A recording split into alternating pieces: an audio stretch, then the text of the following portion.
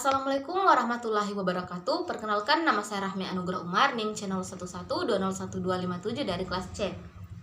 Saya akan menjelaskan pembentukan penyimpanan sekresi tiroid hormon yang terjadi pada folikel tiroid, di mana ada dua struktur yang penting. Yang pertama itu ada epitel atau follicular cuboid epitel, epitel yang melingkari struktur koloid. Yang kedua itu ada koloid, dilingkari folikel dan dia adalah ekstraseluler. Kemudian ada dua hal penting dalam pembentukan. Yang pertama ada tirosin, bisa dibentuk dalam tubuh menggunakan asam amino. Yang kedua ada iodin, tidak bisa dibentuk dalam tubuh namun diambil dari makanan. Selanjutnya ada pembuatan tirosin. Pembuatan tirosin terjadi di dalam tubuh menggunakan retikulum endoplasma dan Golgi kompleks. Tirosin akan membentuk tiroglobulin. Tiroglobulin ini dibentuk di folikel dan akan ke koloid atau ekstraseluler dalam proses eksositosis dari folikel keluar sel. Tirosin ini sebenarnya membind dengan tiroglobulin di koloid. Selanjutnya saya akan menjelaskan pembuatan iodin dari makanan. Pembuatan iodin dari makanan dari pembuluh darah pembuatan iodin ke makanan akan ke pembuluh darah untuk membentuk iodid kemudian iodid masuk ke dalam sel dengan transporter natrium iodid symporter atau symporter 2 substance yang bersama dengan arah masuk, yaitu natrium atau iodid. Iodid ini dioksidase dengan bantuan enzim tiroperoksidase untuk membentuk iodium. Iodium ini akan menjadi aktif dan akan masuk ke koloid untuk menemui tirosin tadi dan membentuk tiroid hormon. Iodin akan ke koloid melalui transporter peridim.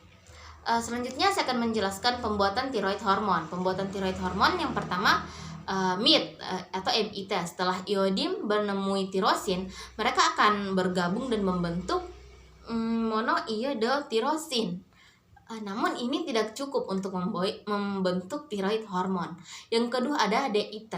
Setelah itu MIT akan digabung dengan satu iodium untuk membentuk diiodotirosin. Namun ini masih belum cukup. Selanjutnya ada T4.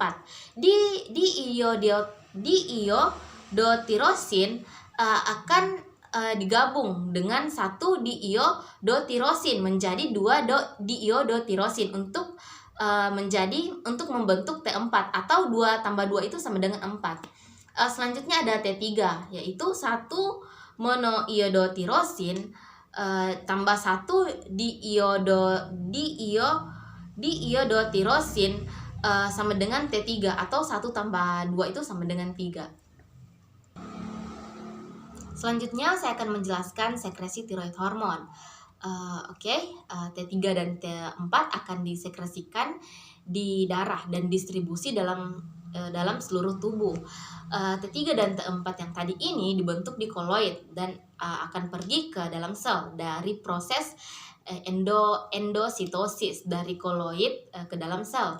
Namun saat mereka ke sel, tiroglobulin MIT dan DIT ikut, tapi mereka tidak memperoleh mereka dengan bantuan vesikel lisosom yang memiliki enzim protase yang bisa mengguntingkan dan memisahi mereka.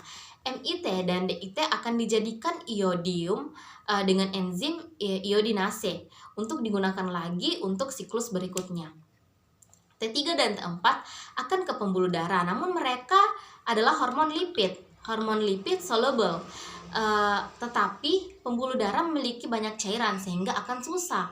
T3 dan T4 membutuhkan reseptor yang bernama tirosin binding globulin dan berikat pada itu